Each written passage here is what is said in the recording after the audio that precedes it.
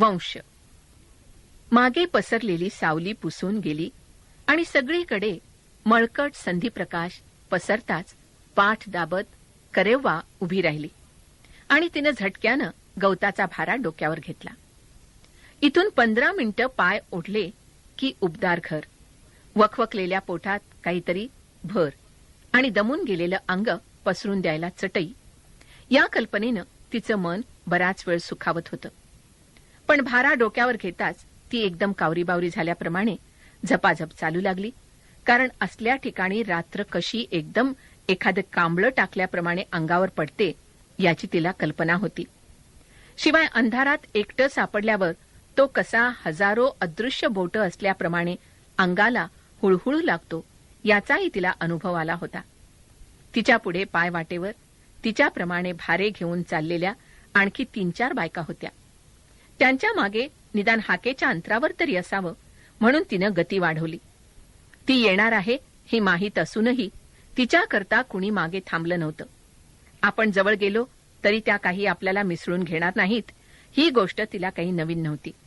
पण वाढत्या अंधारात आपल्याच सारखे कुणीतरी हाडामासाचे चालत हलत आहे याचा तिला फार आधार वाटत होता.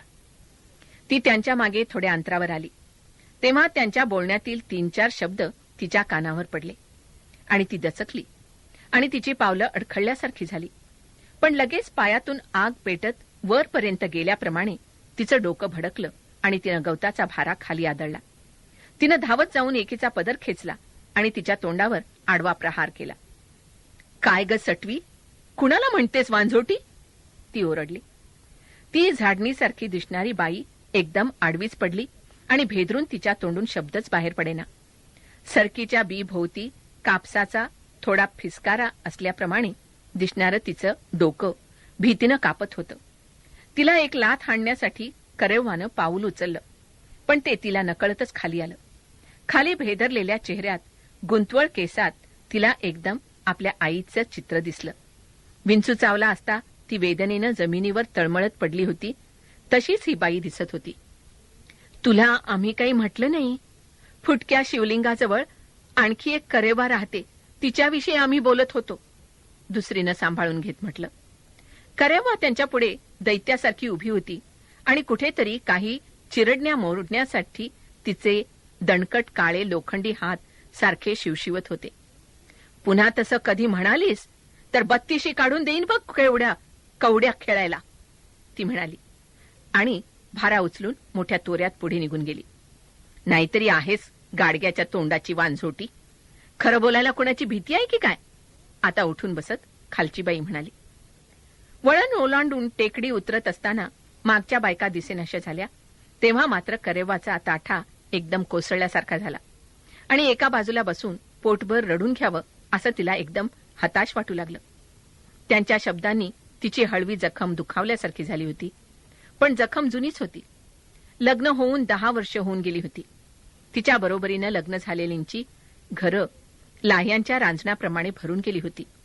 पोरांच्या तक्रारी सांगण्या ऐकण्यात त्या अगदी रुतून गेल्या होत्या. त्यांच्या त्या घोळक्यात ती भूताप्रमाणे एकटी पडे. पहिल्यांदा त्या तिला चिडवत, निरनिराळे नवस सुचवत, पण नंतर हळूहळू ते सारं बंद झालं. त्या तिला टाळू लागल्या. बाजाराला जातानाही कुणीही काही तिला हाळी देत नसे की डोक्यावरची बुट्टी खाली उतरवून अंगणात क्षणभर टेकत नसे. दरवर्षी सुगी झाली की तळ्याकाठच्या शेतात सावरीच्या झाडाखाली बकऱ्या मारल्या जात. त्या जेवणाला सगळ्यांना आमंत्रण असे, पण तिला बोलवायचं राहून जाऊ लागलं. गेल्या वर्षी ती आपण होऊन तिथे गेली होती तेव्हा तिला कुणी नको म्हटलं नाही हे खरं, पण ती आल्याची कुणी दखलही घेतली नाही. तिला घास गिळेना तेव्हा ती तशीच उठून परतली. तेव्हा तिनं काही खाल्लं का, ती का जाते याची चौकशी करायलाही कुणाला सुचलं नाही.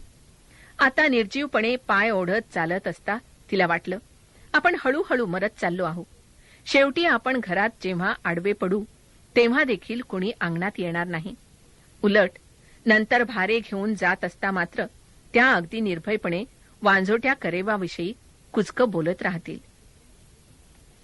तिनं घातलेली झोपडी उतरण संपून गावाकडे जाणारा लाल रस्ता सुरू होतो तिथे होती. ती खाली आली तेव्हा तिला वाटलं आता मात्र कुणीतरी आपल्याकडे आतड्यानं धावत येत असलेलं दिसणार. ती उतरणीवर दिसली की पाठीवर भाजल्याप्रमाणे मोठा डाग असलेलं कुत्रं तिच्याकडे धावत येत असे. आपण उतरण ओलांडून खाली आलो तरी ते आज मात्र कुठे दिसलं नाही. ही गोष्ट प्रथम तिच्या ध्यानात आली नव्हती, पण ती येताच मात्र ती चरकली. तिला स्वतःच्या दुःखाचा विसर पडला आणि ती नेहमीप्रमाणे सरळ वाटेनं न येता मधल्या गावातून घरी आली. तिरक्या एवढ्यात घरी आला होता आणि नेहमीप्रमाणे अंगणातल्या खाटेवर बसला होता. त्याचे सुटलेले अंग, डेऱ्याप्रमाणे दिसणारं पोट हे पाहून तिच्या मनात उगाचच किळस निर्माण झाली आणि ती पचकन बाजूला थुकली. तिनं भारा अंगणात आदळला. याच्याचमुळे आपलं सारं आयुष्यच भरड होऊन गेलं हे तिला एकदम अंगात सळकल्याप्रमाणे जाणवलं. तिला वाटलं, कशासाठी आपण याच्याशी लग्न केलं, आणि ते देखील दुसरेपणावर. एकेकाळी हा तिरक्या कुस्ती खेळत असे खरा, पण ती झाली 10-12 वर्षापूर्वींची गोष्ट. आता त्याचं हे असं सोंग होऊन बसलं होतं. सारा दिवसभर तो छातीला कसला तरी पितळी बिल्ला लावून गावातल्या कचेरीत राबत असे. परत आल्यावर हातावर चुना चोळत तो खाटेवर बसून असे. घरात ठिकठिकाणी त्यानं बोटानं चुना पुसल्याचे डाग दिसत. त्याचा खालचा ओठ चुन्यानं भाजून कोड पडल्यासारखा होऊन बसला होता. रात्री पोटात काहीतरी ढकलून तो बाहेर पडला की त्याचा मुक्काम जकात नाक्याजवळच्या देवळात असे. पण परत यायला रात्री 2 काय 4 काय. देऊळ जुनाट असलं तरी प्रशस्त होतं. आतील शिवलिंग अनेक वर्षापूर्वीच भंगल्यानं दर्शनासाठी तिकडे कधीच कुणी फिरकत नसे. देवळात रात्रभर सोंगट्यांचा डाव पडे. त्यात जकात नाक्यावरचा कारकून, पोलीस देखील भाग घेत. मध्येच जर रस्त्यावर एखाद्या ट्रकचा आवाज ऐकू आला तर चडपडत कारकून बाहेर येई. पण पटावर जर ऐन मोक्याचा क्षण असला तर मात्र ट्रक आणि जकात गेली खड्ड्यात. सारी रात्रभर देवळात भूतांच्या दिंडीप्रमाणे आरडाओरडा असे. पहाटे भग्न शिवलिंगामागे सोंगट्या कवड्या ठेवून ईर्षेनं पेटलेली पण पेंगुळलेली माणसं नाईलाजानं उठत आणि पुन्हा रात्र पडली की नव्या हिरिरीनं कवड्या उचलत. तिरक्याचे शेवटचे 2-4 घास तर घशात कोंबल्याप्रमाणे उतरत आणि अंगात पैरण अडकवत असतानाच त्याची 2 पावलं अंगणात पडलेली असत. त्याचा हात म्हणावा तर तोही तसाच भोकं असलेला. तो दररोज 8-12 आणि घालवूनच घरी परते. मग खुळ्यासारखा अंथरूण झाडत बसे. मग मध्येच कसलं तरी भांड लाथेनं उडवून दार धाडतिशी आपटून अंग पसरे आणि तोंड अर्धवट उघडं टाकून घोरत पडे. कधी काळी चुकून कवड्या फळल्याच तर जकात कारकुनानं जाणाऱ्या बैलगाड्यातून काढून घेतलेले नारळ, विड्यांची पानं, बटाटे, केळी यातील काहीतरी मिळवून तो परतत असे. एखाद दुसरा नारळ घरी आला तर तो काही त्याला हात लावून द्यायचा नाही. मग अनेक दिवस तसाच पडून राहून वाळून त्याची गुडगुडी होई, किंवा तो अगदी कोवळा असला तर बुरा येऊन नासून जाई. झोपडीभोवती गुडघाभर झुडपं वाढली होती. खांबांना वाळवी लागून भुसा झाला होता. तेव्हा एखाद दुसरा खांब तरी नवा घालण्याविषयी त्याला सांगत करेवानं दाताच्या कण्या केल्या होत्या. पण तो स्वतःच एक पुष्ट वाळवीची अळी असल्याप्रमाणे लठ्ठ पोट घेऊन असा कोडग्याप्रमाणे बसून असे आणि फुटक्या शिवलिंगाकडे जाण्यासाठी वखवकत असे. त्याला पाहताच आता तिला एकदम चीड आली आणि नेहमीच्या सवयीनं ती त्याच्यावर वस्कन खेकसणार होती. परंतु आता नेहमीप्रमाणे कुत्रं आलं नाही याची रुखरुख होती. त्याच्याकडे न पाहताच तिनं विचारलं, कुत्रं कुठं आहे? तिच्या बोलण्यावर तिरक्या अंगावरून पाणी ओघळल्याप्रमाणे स्वस्थ बसून असे. पण आज त्याचा चेहरा आकसल्यासारखा झाला. त्यानं थोड्या अंतरावरच्या जागेकडे पाहत मानेनच खुणावलं आणि तो खाली पाहू लागला. करेवा एकदम चरकली.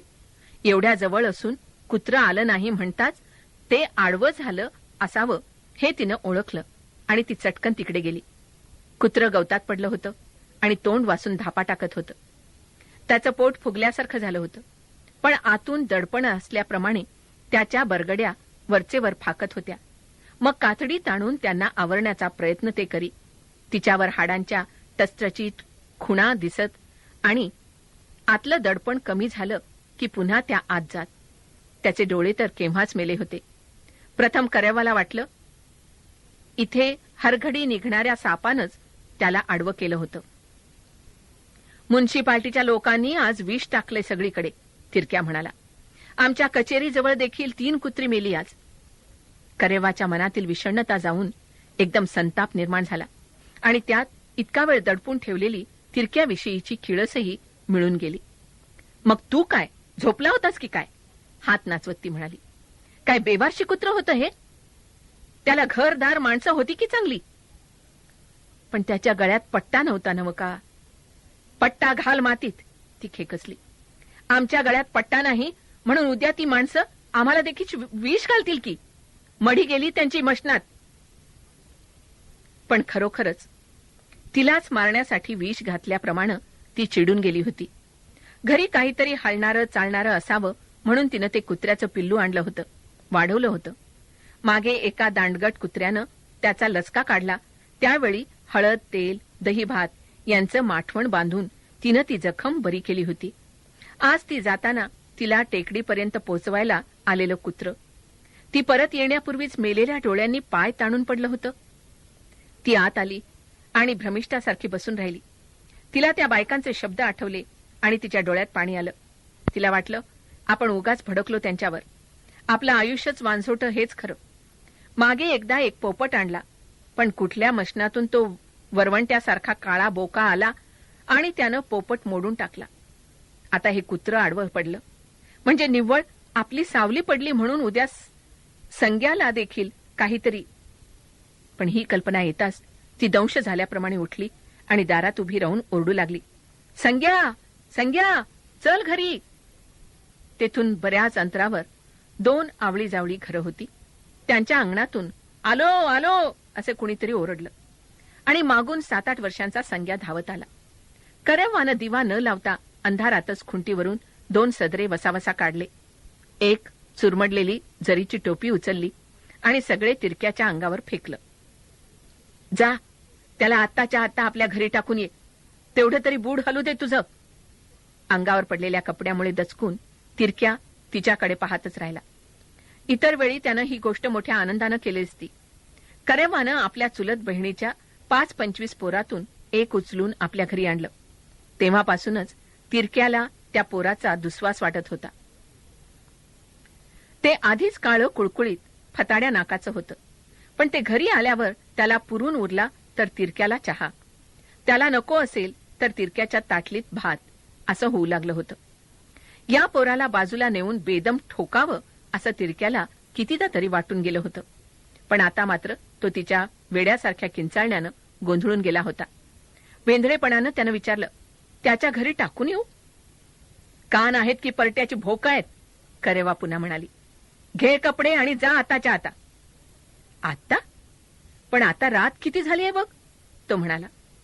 उद्या कचेरीला जाताना पोचवीन की त्याला, त्यात एवढी घाई कसली? घाई आहे मशनाची, चिडून करेवा म्हणाली. तिरक्याच्या सुस्त मनात कुठेतरी थोडी चीड निर्माण झाली. हे पोर इथे राहिलं तेव्हा तर त्याची कटकट होतीच, पण जाताना देखील ते काही सुखासुखी जात नव्हतं. आता त्याला पोचवून परत यायचं म्हणजे चांगले 8-9 तरी वाजणार. त्यानंतर काहीतरी गिळून फुटक्या शिवलिंगाकडे जायचं म्हणजे बक्कळ 10 वाजणार. तोपर्यंत इथे तिथे खेळ सुरू होणार, नुसता हैदव उडाला असणार. आणि आज तर केवढ्या ईर्षेचा दिवस. आज आपली 5 माणसं घेऊन हुवीनूरचा रंगाप्पा येणार होता आणि आज जर कवड्यांनी हात दिला तर उद्या चमचमीत खारं जेवण मिळणार होतं.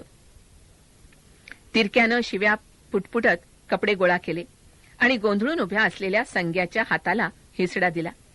काहीतरी खायला मिळेल या आशेनं खेळ अर्धवट सोडून आलेलं ते पोर किंचाळू लागलं आणि हाताला झटके देऊ लागलं. करेवाच्या आतड्याला पीळ पडल्याप्रमाणे झालं. तिने त्याच्या तोंडावरून हात फिरवला. दंडावर चोळीच्या काठात लगडून ठेवलेलं एक नाणं काढून त्याच्या हातात सरकवलं आणि ती झटकन आत गेली. मग मी तिथंच काहीतरी खाऊन घेईन झालं, तिरक्या म्हणाला आणि संग्याचा हात धरून तरातरा चालू लागला. मग त्याला वाटलं झालं ते एका दृष्टीनं बरंच झालं म्हणायचं. खाणं गेलं खड्ड्यात. कुठेतरी भजी चहा मिळाला तरी वेळ भागेल. त्या पोराला एकदा रस्त्याला लावून दिलं की काम झालं. जाईल की मग कार्ट एकटंच पुढे. आता काही लहान नाही ते. मांडी मुडपून खायला बसलं की बूड अगदी न हलवता चांगल्या 2 भाकरी पाहता पाहता रिचवून बसतं. या विचारानं तर तिरक्याला उत्साहच वाटला. त्यानं हळूच खिशात हात घालून पितळी पंचपात्राला हात लावला आणि तो बेहद्द खुश झाला. कवड्या खुळखुळून टाकायला हे भांड फार शकुनाचं होतं आणि करेव्हा यायच्या आत त्यानं ते आधीच खिशात घालून ठेवलं होतं. संग्याला घेऊन तिरक्या निघून गेल्यावर करेवाला एकदम सारं भकास वाटू लागलं आणि साऱ्या झोपडीलाच वाळवी लागून काळा भुगा पडत अंधारून आला आहे असा भास होऊ लागला. आत आता चांगलाच कोंदट अंधार भरला होता. बाहेर आता कुत्रं एकदाचं गप्पगार झालं असेल असं तिला सारखं टोचत होतं. पण बाहेर जाऊन पाहण्यास तिचं मन होईना. ती भेंडाळलेल्या अंगानं उठली आणि तिनं कोनाड्यातील बारीक वातीचा दिवा लावला. त्याला काहीच प्रकाश नव्हता आणि त्याची टिकली एवढी ज्योत एखाद्या काळ्या बाईनं नाकात चमकी घालावी त्याप्रमाणे त्या अंधारात दिसत होती. पण करेवाला आता प्रकाश नको होता. येताना वकवकलेली भूकही आता मरून गेली होती. काहीतरी उकडून तिरक्यापुढे ठेवायची कटकट देखील आता उरली नाही. या विचारानं तिला थोडं बरं वाटलं. तिनं दार लावलं, चटई पसरली आणि ती अंग टाकून तशीच आडवी झाली. दिव्याच्या ज्योतीनं डागाळलेला आतला अंधार आता स्थिर जाड झाल्यासारखा झाला होता. पडल्या पडल्याच करेवाच्या अंगात उष्ण ग्लानी पसरली आणि मनात खोल कुठेतरी मुळं कुरतडली जात असल्याप्रमाणे तिला बेचैन वाटू लागलं. झोपडीच्या वरच्या बाजूला मधूनच सळसळ आवाज होत होता आणि काही वेळा त्या पाचोळ्यातून एखाद दुसरी काटकी खाली पडत होती. भिंतीतील उघड्या कोनाड्याप्रमाणे असलेल्या लहान खिडकीतून वाऱ्याचा एखादा झपाटा आला की ज्योत अगदी व्याकुळ होऊन आता विजते की काय असं वाटण्या इतकी लवू लागे. पण या साऱ्यात ती ताठरलेल्या डोळ्यांनी एखाद्या बुरसलेल्या ओंडक्याप्रमाणे पडून होती. पूर्वी तिला अनेकदा वाटली होती त्याप्रमाणे तिला आता साऱ्या देहाचीच शिसारी वाटू लागली. आपण असंच कसं काय झालो हे तिला उमगत नसे. इतर बायकांनी परसात लावलेली लाल भाजी किंवा मेथी तरारून येत असे, पण इथे मात्र बी वाहून जात असे किंवा कुजे. बहिणीच्या घरी ती कधीतरी धार काढायला बसली की नेहमी चरवीभर दूध देणारी म्हैस त्या दिवशी हटकून पान्हा चोरायची. दूध वाडगा 2 वाडगे कमीच भरायचं. हे आलं कुठून आपल्यात? तिच्या चुकचुकणाऱ्या मनात 2-4 प्रसंग आठवले. लहानपणी ती वीरभद्राच्या तळ्याजवळ गुरे चरायला नेत असे. दुपार झाली की गायी म्हशी सावल्यात अंग टाकत किंवा तळ्यात रुतत. तिच्या डोळ्यावरही झापड चढे आणि अंग सुस्त होई. चिखलात काठी आपटली की ओबडधोबड मद्दड दिसणाऱ्या बेडक्या पाय फाकवत बाहेर येत. त्यांना काठीचा नेमका फटकारा बसला की फिसक कसा आवाज करून त्या फुटून जात आणि तिच्या अंगातून आनंदाची लहर थरथरे. मग कधीतरी ते तिच्या आईला कळलं आणि तिनं रागानं सांगितलं की बेडक्या मारल्या की मुलं मुकी होतात. ते ऐकताच त्यावेळी तिचं अंग भेदरून आताप्रमाणेच अवजड ओझ्यासारखं झालं होतं. त्या बटबटीत निर्जीव डोळ्यांच्या शापानं तर आपलं आयुष्यच असं मुक झालं नसेल की निव्वळ गंमत म्हणून पाटलांच्या गवतगंजीस आग लावल्यामुळे. त्या आगीत 2 बैल तडफडून जळाले होते की काळम्माच्या देवळात उंबऱ्यावर निरनिराळी नाणी खिळे ठोकून बसवली होती त्यातील 1 रुपया उखडून चोरल्यामुळे की आईला एकदा विंचू चावला होता तेव्हा खोटं सांगितलं म्हणून. वेदनेनं ती गडबडा लोळत असता ओढलेल्या आवाजात तिनं बसवंत जंगमाला बोलावून आण म्हणून 3-3दा विनवलं होतं. जंगमाला बोलावून आणायचं म्हणजे पाय ओढत 4 मैल जायचं. त्यावेळी पाऊस तर फाटल्यासारखा होतत होता. 2दा तिनं बाहेर जायचं टाळलं. शेवटी बोटं मोडत ती बाहेर पडली आणि कोपऱ्यावरच्या पिंपळकट्ट्यावर जाऊन आरामात बसली. तासाभरानं परत येऊन तिनं जंगम गावाला गेला असं सांगून गप्प बसली. आपलं वर्षानुवर्ष न विंचरलेले केस फिसकारत आई रात्रभर तळमळली. शेवटी पहाटे विंचवानं विष आपोआपच उतरलं आणि पायाची सूज कमी झाली. पण यातनामुळे तिला 2 दिवस अंथरुणावरून उठवत नव्हतं. त्यावेळचा तिचा तळमळाट आपल्याला बाधला का? आईची आठवण होताच तिला तिचा हळदीनं भरलेला कपाळाचा चेहरा आणि तिचा घोगरा आवाज आठवला. नवरा मेल्यावर ती जोगतीन झाली होती. त्या दिवसापासून तिनं केसांना फणी लावली नाही. ते तिच्या पाठीवर कांबळ्याच्या जाड तुकड्याप्रमाणे हेलकावत. झोपली असता करेवानं रात्री सहज हात लांब केला की तिला नेहमी तिच्या गळ्यातील कवड्यांची माळ हाताला लागे. एवढंच नाही तर तिनं एक कवडी मंत्रून एका गोफात अडकवून करेवाच्या गळ्यात अडकवली होती. भीतीच्या वेळी तिला नुसता हात लावला तरी ती धार्जिन होते असं तिनं बजावून सांगितलं होतं. आता करेवाला वाटलं तेव्हापासून आपल्या आयुष्याला ही कवडी चिकटली ती कायमचीच. तिची आई तोडगे सांगत असे. एखाद्या पोराचा कान वाहत असला की ती पिंपळाच्या 3 पानावर कसल्या तरी खुणा करून देत असे. ती पानं घरात नेऊन अडकवली की ती जशी वाळत जात तसा कान सुकत जात असे. तेलात कालवलेलं काजळ वाटीला लावून ती त्यात पाहत असे. त्यात तिला मग नखा एवढ्या आकृती दिसू लागत आणि हरवलेली वस्तू कुठे आहे, चोरी कुणी केली हे त्या काजळ बाहुल्या सांगून जात. आपल्याला मूल होत नाही म्हणून पुष्कळशा बाया दोरा ताईतासाठी तिच्याकडे येत. एकदा तर हातात चांगल्या जाडजूड गोठ पाटल्या घातलेली रेशमी लुगड्यातील एक बाई देखील आली होती आणि तिने एकदम 3 खणखणीत रुपये आईपुढे टाकले होते. ती आठवण येताच करेवाचं अंग शहारल्यासारखं झालं. त्या दिवशी तिला गुरं घेऊन जायचा कंटाळा आला होता आणि ती घरी तशीच सुस्तपणे पडून होती. तिने डोळे मिटून घेतले होते पण ती जागीच होती.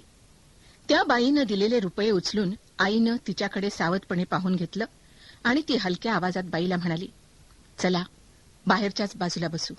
या पोरीच्या कानावर असल्या गोष्टी. त्या दोघी बाहेर गेल्या आणि वळचणीलाच सारवल्या जागी बसल्या. आपल्या कानावर पडू नये असं त्यांचं काहीतरी बोलणं होणार हे समजताच करेवाची उत्सुकता विलक्षण वाढली आणि ती पडल्या पडल्याच भिंतीकडे सरकली. आई गोठ पाटल्या घातलेल्या बाईला उपाय सांगत होती. अंधाऱ्या पंधरवड्यात कुणालाही सोबत न घेता रात्रीच्या वेळी रान मारुतीच्या देवळाकडे जायचं आणि त्यासमोर 5-7 झाडांचा जो घोळका आहे त्यात एक नारळ पुरला की हटकून 1 वर्षात घरात पाळणा हल्लाच म्हणून समजा. पण जायचं म्हणजे एकटंच जायला हवं बरं.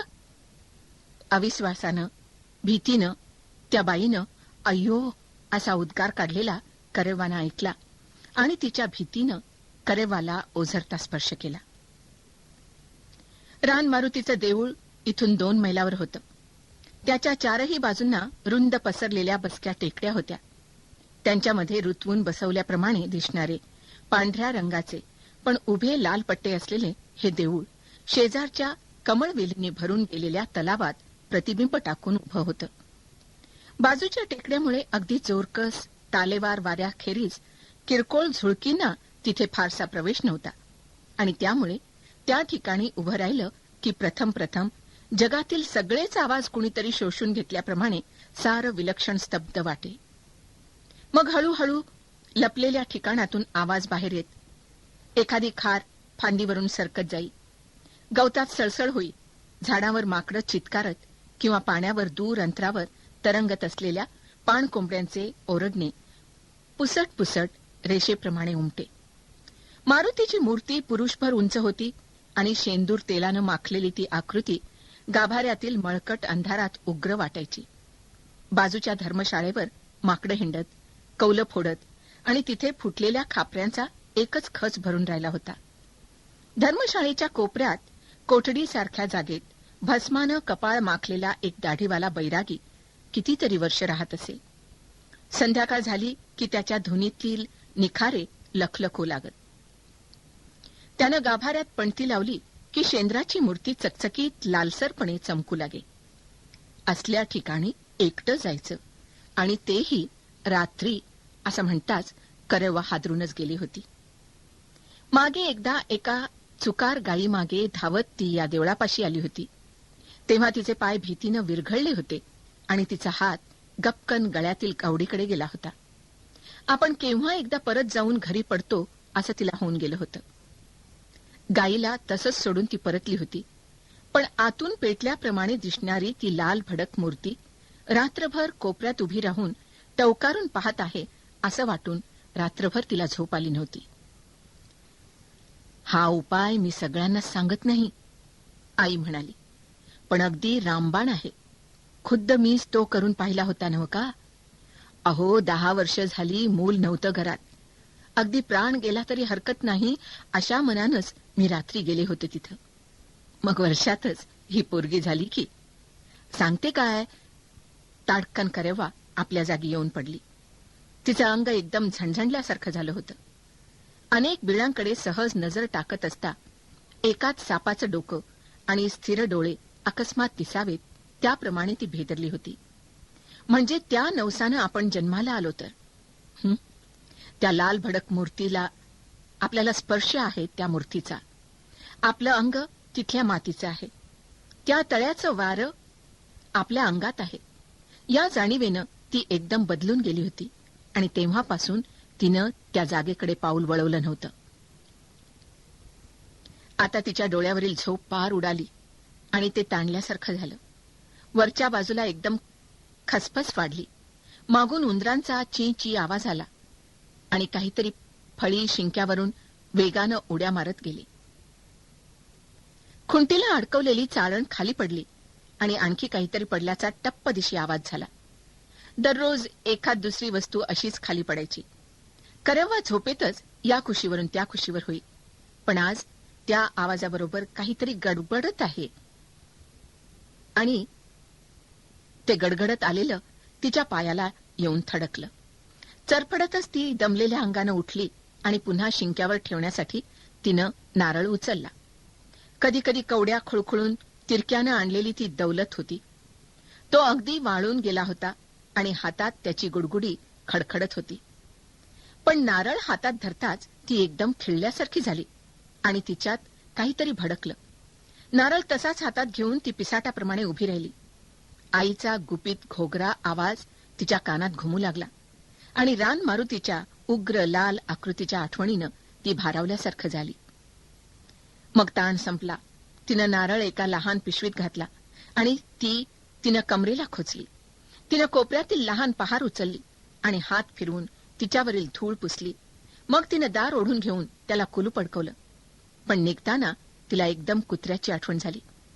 इथेच या गावात कुठेतरी ते निपचित पडलं असेल. कुणाला ठाऊक, आता त्याला मुंग्या देखील लागल्या असतील. नाहीतर अशा वेळी ते आपल्याबरोबर धावत आलं असतं आणि आपणाला तेवढाच आधार मिळाला असता. लाल धुळीचा रस्ता ओलांडून ती आडव्या वाटेला लागली. येथील सारा भाग अगदी तिच्या पायाखालचा होता. पण दिवसा आता त्यावर अंधाराची झापड पडल्यानं सर्वत्र विलक्षण भयान वाटत होतं. ती मठपतीच्या शेताजवळ आली तेव्हा दाट अंधारात दूर कुठेतरी कुत्री वचावचा ओरडू लागली आणि तो आवाज धावत जवळ येऊ लागला. त्या कुत्र्यातील वासरा एवढी मोठी 2 काळी कुत्री तिला एकदम आठवली आणि तिच्या पावलांनी लगबगीनं ती वाट सोडली आणि ती बाजूची टेकडी चढू लागली. टेकडी चढत असताना तिचं सारं लक्ष पायांकडे होतं. जर चुकून पाऊल 2 हात बाजूला पडलं की संपलंच. कारण इथून खालच्या रस्त्यापर्यंत आता वापरात नसलेल्या दगडाच्या खाणी होत्या. ठिकठिकाणी 2 पुरुष खळगे होते आणि त्यात सगळ्या ठिकाणी हिरवेचार पाणी साचलेलं होतं.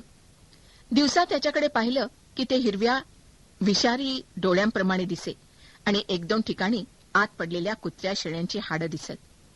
याच ठिकाणी झुपकेदार शिपट्यांची रानमांजरं राहत असं लोक बोलताना तिनं ऐकलं होतं. आपण जात असता वरून एखादं रानमांजर आपल्या मानेवर अलगद उडी तर मारणार नाही ना, अशी तिला एकदम भीती वाटली आणि तिचा चेहरा ओलसर झाला. आता तिची पावलं जास्त जलद पडू लागली. मध्येच एखादा दगड पायाखालून निसटायचा, घरंगळून खाली जायचा आणि ती 3-4 पावलं पुढे जाई तो खाली डुबुक असा आवाज करून अंधारावर बुडबुडा आणि ती उतरणीवरून खाली आली तेव्हा कुठे कांबळ्याप्रमाणे जाड वाटणाऱ्या अंधारात प्रकाशाची छिद्र दिसू लागली. डाव्या बाजूला खूप दूर 2-4 पिवळसर दिवे दिसत होते. ते वडारांच्या वस्तीमधले असावेत. समोर बऱ्याच अंतरावर रान मारुतीच्या गाभाऱ्यातील पणती दिसत होती आणि तिच्या बाजूला लाल बेगडाच्या तुकड्यासारखा तळवाभर चकचकीत लाल डाग होता. देवळाच्या बाजूला मात्र अंधाराला मोठी जखम झाल्याप्रमाणे दिसणारी पेटलेली धुनी होती आणि तिच्या भोवतालची थोडी जागा उजळली होती. पण या लहान मोठ्या प्रकाशाच्या तुकड्यांना संधी मिळताच गिळून टाकण्यासाठी टपून असल्याप्रमाणे गडद अंधार भोवती दाटून होता. ती खालच्या पाऊल वाटेवर आल्यावर मात्र सारं विलक्षण शांत झालं. आपण एका विशाल विहिरीच्या तळाशी आहो. अंधारातून हजारो डोळे पापण्या न हलवता आपल्याकडे टक लावून पाहत आहेत असं तिला उगाचच वाटू लागलं. तिनं अवघडलेल्या हातातून पहार दुसऱ्या हातात घेतली आणि पदरानं चेहरा पुसला. आता तर समोरची धुनी जास्तच मोठी दिसत होती आणि पणतीजवळचा लाल डाग एकदम वाढल्याप्रमाणे पसरला होता. आता भोवतालची हवा एकदम थंड ओलसर झाली आणि तलावाच्या कडेला हलणाऱ्या लाटांचा चुबुक चुबुक आवाज तिच्यात विरू लागला. आता मधून मधून काजवे चमकत होते. दुरून एक प्रकाश धावत नेमका आपल्या डोळ्यांकडेच येत आहे असं वाटे आणि झटक्यानं मान हलवायच्या आतच तो चटकन जवळून जाऊन अंधारात विझून जाईल. तलावाच्या काठानं येत असता तिच्या चाहुलीनं काहीतरी पाण्यात पटापट उडी घेत व क्षणभर अंधार डहुळल्यासारखा होत होता. आता या टेकड्यांच्या मध्ये आपण अगदी एकटेच उभे आहो हे जाणवून ती अगदी दडपून गेली. आता कसल्या तरी स्पर्श न करता येणाऱ्या अदृश्य भीतीनं अंग कापूस लागलं. अंधारातून मोठमोठे साप फणा उभारून सगळ्याच बाजूंनी आपल्याकडे तरंगत येत आहेत हा भास तर काही केल्या जाईना आणि तिनं नकळत गळ्यातील कवडी बोटात घट्ट धरून ठेवली. अद्यापही उशीर झाला नाही. अजून देखील पाऊल वळवायला अवकाश आहे. असला करा करा नवस करायचा म्हणजे आग गिळण्यासारखा आहे. याच रस्त्यानं डाव्या बाजूला वळून पुढे गेलीस की तू मोठ्या रस्त्याला लागशील. तो रस्ता लांबचा आहे खरा, पण तू घरी सुरक्षित जाऊन पडशील. वाटेत दगडाच्या खाणी नाहीत की मठपतीची कुत्री नाहीत. तिच्यात अशी सारखी कुरतड चालली होती. तोच अंधाराची एक नवी कोरी चिंधी दरदरा फाटल्याप्रमाणे जवळच आवाज झाला आणि ती उभ्या उभ्या ताडकन उडाल्यासारखी झाली. बाजूच्या झाडावर कुठेतरी माकडं होती. दातावर दात घासत त्यांची करकर थोडा वेळ चालली आणि पुन्हा पूर्वीसारखं शांत झालं. मूठ घट्ट आवळून तिनं एक दीर्घ श्वास घेतला. तिनं स्वतःला बजावलं, आता पाऊल मागे घेण्याची वेळ निघून गेली आहे. उंबरा ओलांडायच्या आतच कदाचित मागे फिरता आलं असतं, पण आता नाही. त्या लाल भडक मूर्तीनं गळ टाकून खेचल्याप्रमाणे आपणाला ओढून घेतल्यावर आता परत फिरण्याची मोकळीक पायांना राहिलीच नाही. पण आता आपल्या हातात असं कापायला काय झालं आहे हेच तिला समजेना.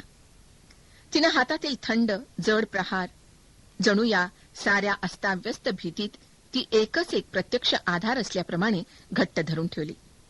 त्याचवेळी तलावात शिरलेल्या जमिनीच्या तुकड्यावर वाढलेल्या मोठ्या झुडपात एक झाड मोठ्या मंद चंद्रज्योतीप्रमाणे एकदम लख्खन पेटलं.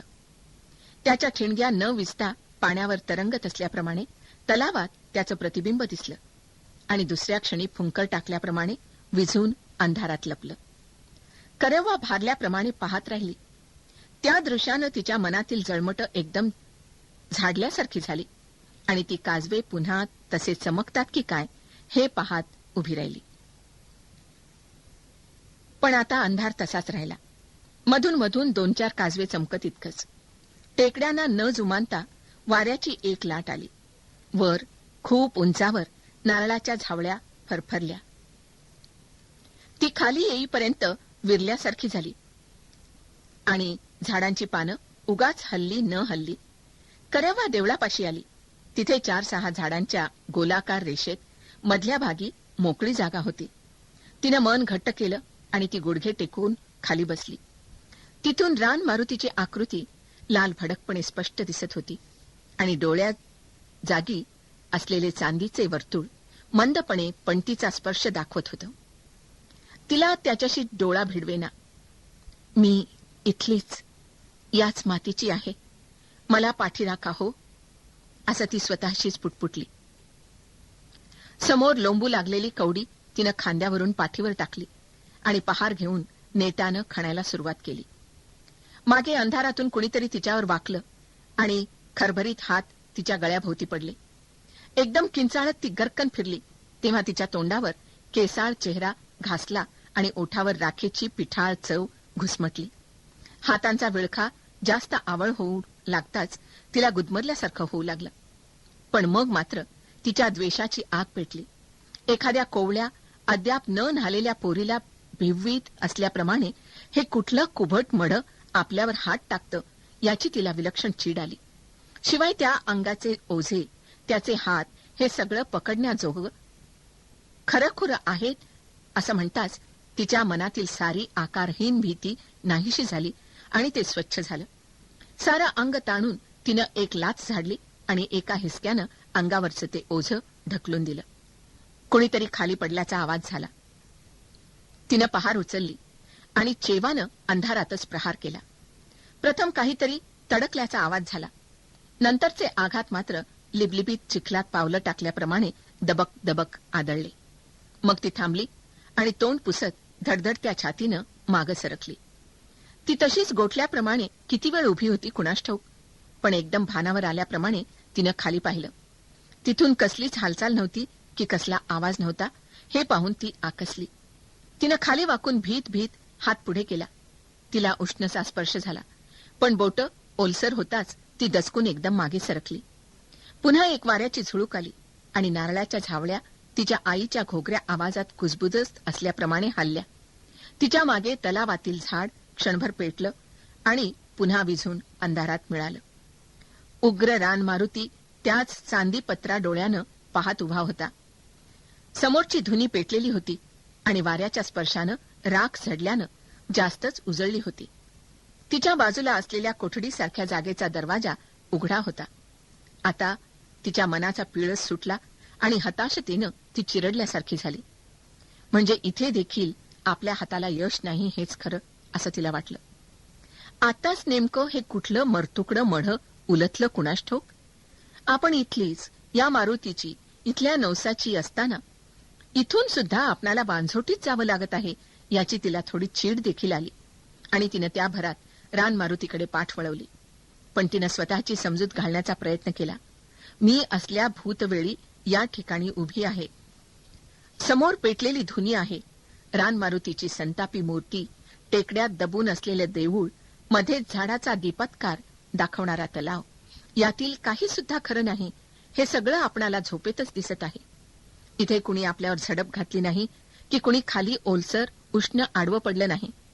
खरं म्हणजे आपण आपल्या घरीच चटईवर पडून आहोत. काही न खाताच पडल्यामुळे आपल्यावर झोपेची असली पिसाट ग्लानी आली आहे इतकंच. पण एवढ्यातच शिंक किंवा फळीवरून काहीतरी धप्प दिशी पडेल, उंदीर चित्कारतील आणि आपण जागे होऊ आणि मग मात्र हे सगळं हातानं पुसून टाकल्याप्रमाणे नाहीसं होईल. ती तशीच थांबली. तलावाचं पाणी डहळू लागलं. तलावाच्या वर असलेल्या हवेचा अदृश्य तलाव देखील वाऱ्यानं डचमळला आणि झावळ्या थोड्या फरफरल्या, पण काही सुद्धा बदललेलं नाही. मग मात्र तिच्यातील जीव ओसरून गेल्यासारखा झाला. आता तिची हताश चीड कुठल्या कुठे गेली आणि उरली ती खोल निखळ भीती. आता इथून निसटलं पाहिजे हा एकच ध्यास तिला उरला. लहानपणी गायी मागे आली असता केव्हा एकदा घरात जाऊन स्वतःला कोंडून घेते अशी ओढ तिला लागली होती. तीच ओढ पुन्हा तिच्यात भरून राहिली. आता वाऱ्याचा जोर एकदम वाढला. झाडं एकदम गदगदली आणि तलावातील काजव्याचं झाड एकदम उसळलं. पण स्वतः तीच आतून पेटल्याप्रमाणे चमकली. आपण इथलीच, इथल्याच नवसाची म्हणताच मनाला एकदम झगझगीत डोळा फुटल्याप्रमाणे तिला एक विचार आला. मागे अनेक वर्षांपूर्वी आपली आई याच ठिकाणी नवसाला आली होती. नंतर आपला जन्म झाला. म्हणजे कदाचित हा बैरागी आपला बापच असू शकेल देखील. ती कल्पना येताच मात्र ती वेडी झाली.